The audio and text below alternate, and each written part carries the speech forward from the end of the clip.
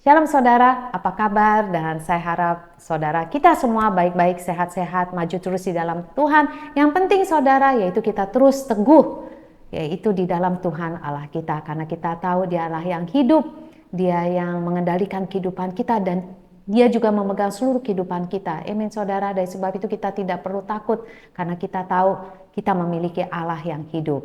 Amin saudara, mari kita berdoa. Puji syukur dan hormat hanya kepada Engkau ya Tuhanku, ya Allahku, ya Bapakku. Karena kami tahu segala sesuatu dalam dunia ini ada di dalam kendalian daripada tangan-Mu. Bahkan seluruh kehidupan kami pun di dalam kendalian daripada Engkau. Dari sebab itu kami tidak perlu takut karena kami tahu Engkau Allah yang baik dan Engkau memberikan yang baik dan Engkau selalu perlindungan daripada kami semua. Dan pada saat ini Tuhan, Engkau sendiri berhembus di atas firman-Mu Tuhan, dan Engkau mempermudah hamba-Mu Tuhan untuk menyampaikan firman-Mu. Engkau yang memberi hikmat kepada kami Tuhan, Engkau memberi pengertian kepada kami, sehingga kami semua bisa menjadi pelaku daripada firman-Mu. Engkau sendiri yang memberi kekuatan kepada kami, untuk kami semua menjadi pelaku daripada firman-Mu. Dan Roh Kudus Engkau sendiri yang mengambil alih dari permulaan sampai pada akhirnya, di dalam nama Yesus, haleluya. Amin. Amin saudara sekalian. Dan itu judul hari ini, yaitu untuk menjadi pelaku daripada firman Tuhan. Dan saya itu mengambil contohnya atau dari firman, yaitu Lukas 10 ayat 25, mengenai yaitu orang Samaria yang murah hati. Di ayat 25 dikatakan, mari kita baca sama-sama. Pada suatu kali berdirilah seorang ahli Taurat yang mencobai Yesus. Katanya, "Guru, apa yang harus kuperbuat untuk memperoleh hidup yang kekal?" Lalu jawab Yesus kepadanya, "Apa yang tertulis dalam hukum Taurat? Apa yang kau baca di sana?" Jawab orang itu, "Kasihilah Tuhan Allahmu dengan segenap hatimu, dan dengan segenap jiwamu, dan dengan segenap kekuatanmu, dan juga dengan segenap akal budimu, dan kasihilah sesama manusia seperti dirimu sendiri." Kata Yesus kepadanya, "Jawabanmu itu benar. Perbuatlah demikian, maka engkau akan hidup." Tetapi untuk membenarkan dirinya, orang itu bertanya lagi kepada Yesus, "Dan siapakah sesamaku manusia?" Jadi kalau kita lihat, ini ada dua pertanyaan menarik yang dua ahli Taurat ini pertanyakan kepada Tuhan Yesus. Nomor satu, apa sih yang harus aku perbuat untuk memperoleh hidup yang kekal? Pertanyaan kedua, siapakah sesamaku manusia? Ya, kalau kita lihat pertanyaan nomor satu itu pertanyaan umum daripada rata-rata setiap manusia ya. Dan Yesus menjawabnya pertanyaan tersebut, yaitu dengan mengingatkan ahli Taurat ini, yaitu dengan apa yang ahli Taurat selama itu pelajari dan yakini. Dan ahli Taurat itu dapat menjawab dengan baik, yaitu kasihilah Tuhan Allahmu dengan segenap hatimu, dan dengan segenap jiwamu, dan dengan segenap kekuatanmu, dan dengan segenap akal budimu, dan kasihilah sesamamu manusia seperti dirimu sendiri. Maka Yesus mengatakan benar, ya. Sama seperti ahli Taurat, banyak dari kita juga bersikap dan berkelakuan seperti ahli Taurat ini. Apakah saudara perhatikan nggak? Kita mengerti firman Tuhan, kita menghafalkan firman Tuhan, bahkan kita mengajari firman Tuhan kepada orang sekeliling kita. Tapi yang kurang kita perhatikan, dan ini yang sayangnya, yaitu seringkali tanpa kita sadari, kita pun yaitu berpikir, oh dengan perbuatan baik saya, yaitu atau dengan saya rajin ke gereja, atau dengan saya yaitu rajin yaitu memberi kepada Tuhan dan melakukan segala sesuatu benar di mata Tuhan, itu tiket saya ke surga. Apalagi bagi mereka yaitu, oh saya staf gereja, itu pasti tiket saya ke surga. Oh saya pelayanan aktif di Asyad, oh itu tiket saya ke surga. Kan saya udah melayani Tuhan. Kita lupa sebetulnya apa yang Yesus katakan dan tekanan di sini, bahwa sebenarnya yaitu nggak ada satupun perbuatan baik manusia itu dapat menyelamatkan dirinya sendiri. Amin saudara, itu yang kita harus selalu ingat. Karena keselamatan itu hanya didapatkan oleh kasih karunia melalui Yesus Kristus. Karena hanya Allah lah yang dapat melakukan melalui kematian dan kebangkitan Yesus Kristus untuk menebus setiap dosa-dosa manusia. Itu yang saya mau ingatkan untuk diri saya sendiri dan untuk saudara sekalian semua. Dan untuk pertanyaan kedua, yaitu Yesus menjawab dengan memberikan sebuah perumpamaan juga, ya. Ayat 30 dikatakan, adalah seorang yang turun dari Yerusalem ke Yeriko. Ia jatuh ke tangan penyamun yang bukan saja merampoknya habis-habisan, tetapi juga memukulnya, dan sesudah itu ia pergi meninggalkannya setengah mati. Jadi perkataan setengah mati ini menarik sekali ya. Jadi artinya udah babak belur banget nih orang. Kebetulan ada seorang iman turun ke jalan itu. Ia melihat orang itu, tolong garis bawahi ini, tetapi ia melewatinya dari seberang jawang. Bisa nggak orang itu melihat lalu nyebrang melewatinya? Bisa juga. Ya, demikian juga ada orang Lewi datang ke tempat itu. Ketika ia melihat orang itu, ia melewatinya lalu ke seberang dari seberang jalan. Ya, dan lalu ada seorang, dan kita harus tahu seorang yaitu imam, artinya dia tahu firman Tuhan. Bahkan seorang imam memiliki posisi yaitu mengajari orang-orang pada zaman hari Sabat dan segala sesuatu, memberikan korban bakaran dan segala sesuatu, dengan kata seperti pendeta pada zaman inilah ya, atau seperti ya asisten pendeta atau gembala dan lain-lainnya. Ya, pengerja-pengerja gereja bisa aja saudara. Demikian juga ada seorang Lewi datang ke tempat itu. Sekali lagi orang Lewi adalah orang yang melayani Tuhan apapun, yaitu bisa juga panatua dan lain-lainnya. Ketika ia melihat orang itu, ia melewati dari seberang dan jalan. Lalu datang juga orang Samaria yang sedang dalam perjalanan ke tempat itu. Dan ketika ia melihat orang itu, tergeraklah hatinya oleh belas kasihan. Ia pergi kepadanya, lalu membalut luka-lukanya. Sesudah ia menyiraminya lagi dengan minyak dan anggur. Kemudian ia menaikkan orang itu ke atas keledai tunggangannya sendiri, lalu membawanya ke tempat penginapan dan merawatnya. Saudara bisa bayangkan, jadi ini orang Samaria, dia jalan, yaitu tetapi orang yang luka-luka itu dia naikkan di atas keledainya.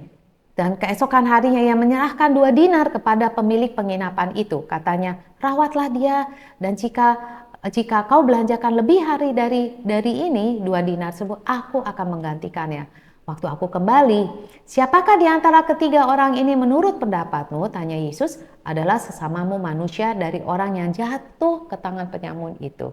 Jawab ahli Taurat ini, orang yang telah menunjukkan belas kasihan kepadanya. Kata Yesus kepadanya, pergilah dan perbuatlah demikian.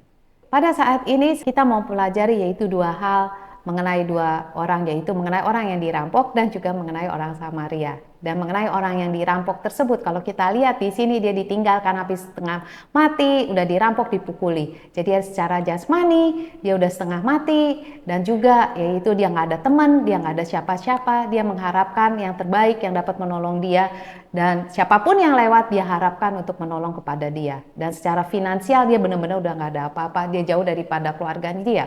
Jadi apa yang kita pelajari di sini yaitu dalam keadaan, yaitu saya nggak tahu keadaan saudara itu gimana. Tetapi Tuhan yaitu bisa mengirimkan siapa saja untuk dapat menolong kita. Kita tidak bisa memilih siapa sesama kita. Benar nggak saudara? Kita nggak bisa milih. Bisa aja orang yang menolong kita justru orang yang kita benci. Bisa aja orang yang menolong kita justru yang orang kita nggak pandang. Bisa aja yang menolong kita justru musuh kita. Bisa aja menolong kita.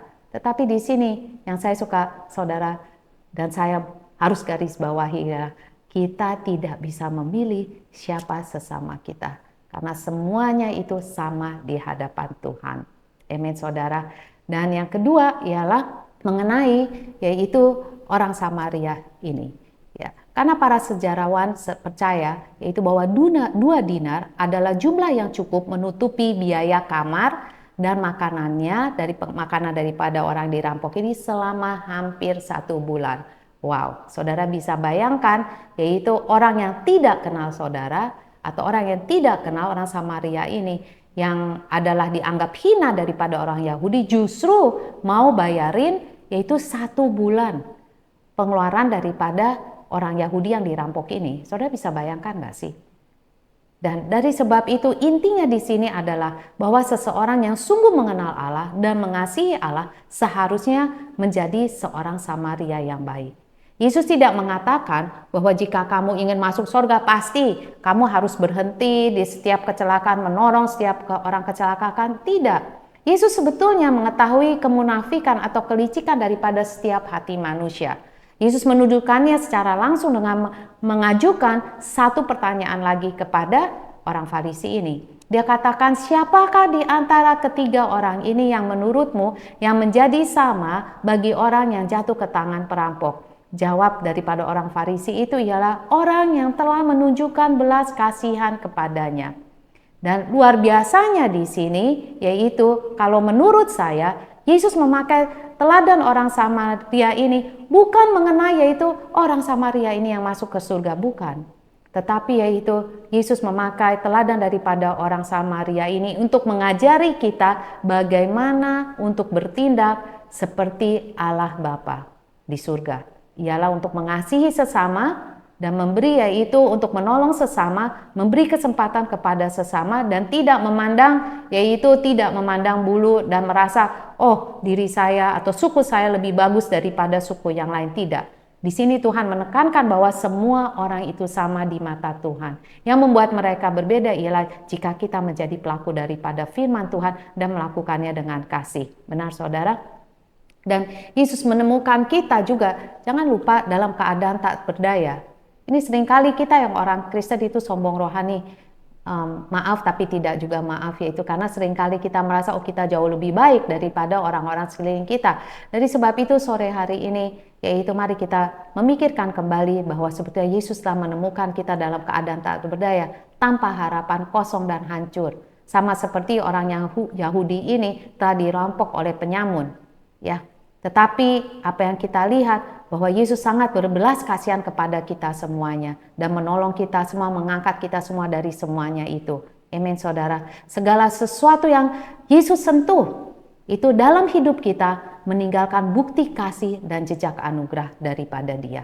Sekali lagi ya saudara, yang seharusnya kita lakukan ialah segala sesuatu sama seperti Yesus, yaitu segala sesuatu yang Yesus sentuh, seperti Dia telah menyentuh kehidupan saudara dan kehidupan saya. Begitu juga kita semuanya. Jadi sekali lagi, segala sesuatu yang Yesus sentuh dalam kehidupan saudara, dalam kehidupan saya, itu pasti membuktikan bukti daripada kasih Dia dan jejak daripada anugerahnya Dia di dalam kehidupan kita. Sama seperti orang Samaria ini di dalam kehidupan daripada orang Yahudi tersebut. Ada seorang mengatakan, yaitu John Sutherland, yaitu dia adalah seorang perwira di kepolisian London, menjelaskan prinsip daripada ilmu forensik yang disebut prinsip pertukaran lokat, yang dikenal sebagai yaitu Sherlock Holmes atau dalam film-film Sherlock Holmes ya. Dan prinsipnya adalah bahwa setiap kontak akan meninggalkan jejak. Dengan kata lain, setiap pelaku kejahatan meninggalkan jejak di belakangnya. Dimanapun dia melangkah, apapun yang dia sentuh, apapun yang dia tinggalkan, bahkan tanpa disadari akan menjadi saksi bisu bagi orang tersebut. Sutherland kemudian menjelaskan bagaimana prinsip ini tidak hanya berlaku dalam ilmu forensik, tetapi juga dalam hubungan antar manusia.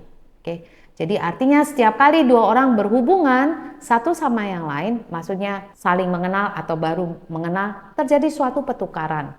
Dampak baik atau dampak buruk pada detik itu atau pada saat itu. Ya. Kemudian umpamanya kita bisa memberkati atau mengutuk.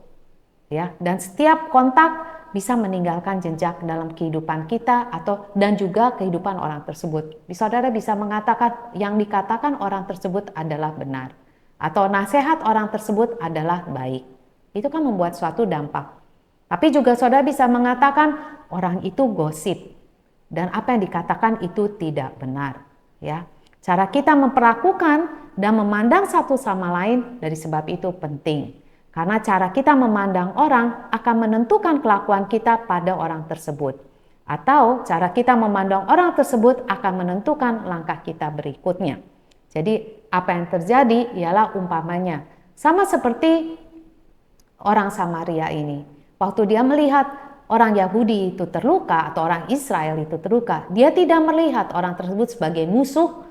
Dia tidak melihat yaitu orang Yahudi tersebut yang telah membenci dia. Orang itu udah benci saya. Buat apa saya capek-capek melihat apa yang terjadi dengan dia.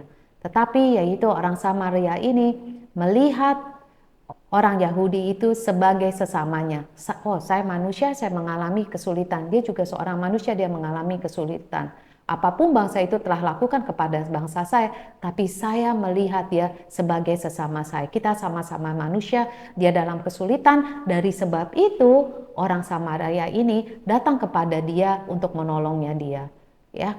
Bisa aja orang Samaria itu berpikir, yaitu apa yang terjadi jika saya di dalam keadaan seperti dia. Saya manusia, dia juga manusia. Tetapi jika orang Samaria ini melihat orang Yahudi yang telah dirampok tersebut sebagai orang Yahudi, dia akan mengatakan, buat apa saya bantu orang tersebut? Tidakkah bangsa Yahudi itu telah membenci bangsa Samaria? Sudah, biarin saja.